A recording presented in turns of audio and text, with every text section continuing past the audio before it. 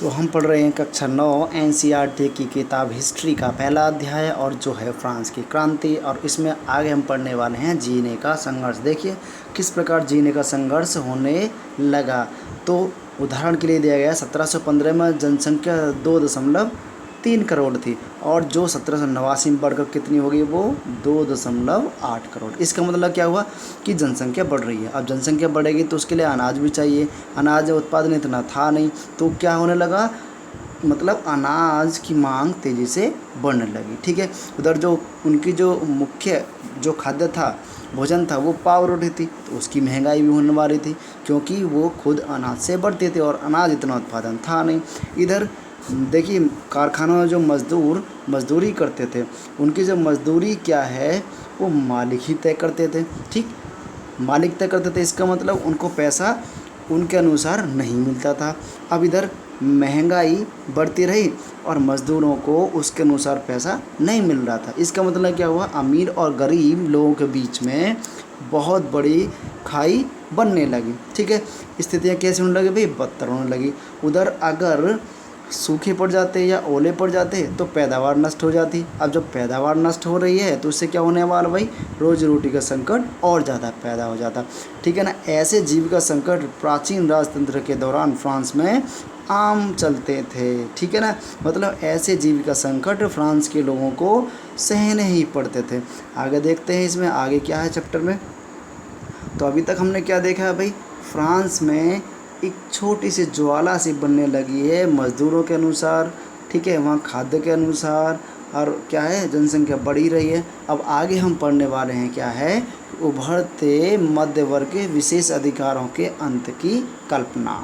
ठीक है, मतलब कि एक मध्य वर्ग का कोई उभरता हुआ मध्य वर्ग आने वाला है। ठीक, यहाँ किस प्रकार से पढ़ेंगे, देखिए पहले भी कर बढ़ने और अकाल के समय किसान और कामगार विद्रोह कर चुके थे। देखिए क्या क्या बताई गई ये बात कि किसान और कामगार क्या है, वो विद्रोह कर चुके थे। क्या कर चुके थे, विद्रोह। और विद्रोह कर चुके थे मतलब क्रांति का नाम जो है भाई वो आने वाला है। देखिए यहाँ से स्टार्ट। तो अब आगे, परंतु उनके पास सामाजिक और आर्थिक व्यवस्था की बुनियादी बदलाव लाने के लिए साधन और क्या था, कार्यक्रम नहीं थे। मतलब वो विद्रोह तो करना चाहते थे पर उनके पास में क्या, बुनियादी बदलाव के लिए कार्यक्रम नहीं थे, व्यवस्था नहीं थी। ठीक, आर्थिक सामाजिक रूप से वो मजबूत नहीं थे। अब ये जिम्मेदारियां जो हैं तीसरे स्टेट के उन समूहों ने उठाई जो समृद्ध शिक्षित होकर नए विचारों के संपर्क में आ गए थे। भाई बात किसकी हो गई, शिक्षित और समृद्ध जो लोग थे, और वो स्पेशली कहाँ से, कौन से वर्ग से, तीसरे वर्ग से। वहाँ उन पर ये जिम्मेदारी आई क्योंकि अब हुआ क्या, देखिए उन पर ये जिम्मेदारी क्यों आने लगी, क्योंकि उन्होंने कुछ लोगों को सुना, ज्ञान की बढ़ोतरी हुई, इस वजह से अब नई कहानी बनने लगी। 18वीं सदी में एक नए सामाजिक समूह को उदय हुआ जिसे मध्य वर्ग कहा गया। क्या कहा गया, मध्य वर्ग कहा गया। ये कौन सा आ गया भाई, ये एक सामाजिक समूह था और इसका उदय हो रहा था। ठीक है, अभी हम जिसकी अभी बात कर रहे थे कि उभरता हुआ वर्ग, वो यही है, मध्य वर्ग है। ठीक है, अब इसमें क्या भाई, जिसने फैलते समुद्री व्यापार और ऊनी तथा रेशमी वस्त्रों के उत्पादन के बल पर संपत्ति अर्जित की थी। तो ये वर्ग भाई कैसा था, ये समृद्धशाली वर्ग तो बन रहा था। किस प्रकार बन रहा था, क्योंकि ये समुद्र पर व्यापार कर रहा था, ऊनी और रेशमी कपड़ों के बल पर इसने बहुत सारी संपत्ति अर्जित कर रखे थे। लेकिन ये वर्ग पहले और दूसरे स्टेट में नहीं था। ऊनी और रेशमी कपड़ों का ये निर्यात किया करते थे या समाज के समृद्ध लोग उसे खरीदते थे। ठीक है, तीसरे स्टेट में इन सौदागरों और निर्माताओं के अलावा प्रशासनिक सेवा वकील जैसे लोग भी थे। तो भाई कौन कौन थे, प्रशासनिक सेवा के लोग और कौन थे, वकील थे। देखिए इसलिए तीसरे वर्ग को क्रांति का मुख्य दाता कहा जाता है। क्रांति शुरुआत कहाँ से हुई थी, तीसरे वर्ग से। क्यों, क्योंकि उसमें वकील जैसे लोग थे, प्रशासनिक लोग थे, और ये व्यापारी लोग, सौदागर, ये सब इनमें ही थे। ठीक है ना, आगे पढ़ते हैं। जैसे ये सभी पढ़े लिखे और इनका मानना था कि समाज के किसी भी समूह के पास जनमाना विशेषाधिकार नहीं होना चाहिए।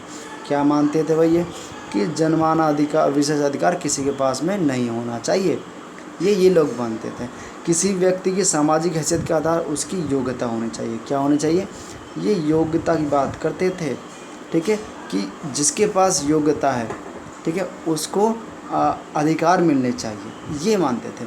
स्वतंत्रता, समान नियमों तथा समान अवसरों के विचार पर आधारित समाज की यह कल्पना जॉन लॉक और लॉक रूसो जैसे दार्शनिकों ने प्रस्तुत की थी। तो अब बात ये निकल के आती है कि ये वर्ग उभर के कैसे आ रहा था।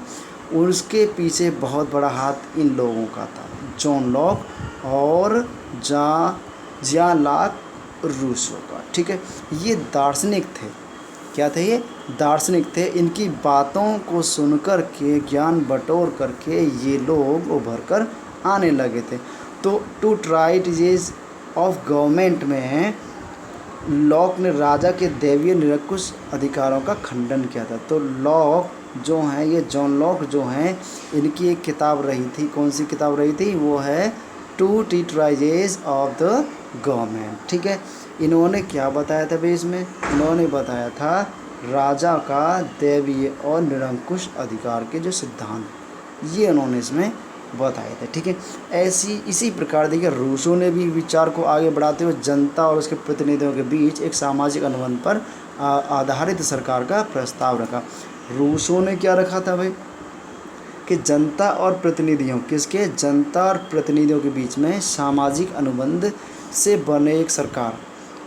क्या सरकार बने? जनता और प्रतिनिधियों के बीच में एक सामाजिक अनुबंध रहे और उस प्रकार की सरकार बने, ठीक है। रूसो का हमने जो जाना है, लॉक का हमने जाना है।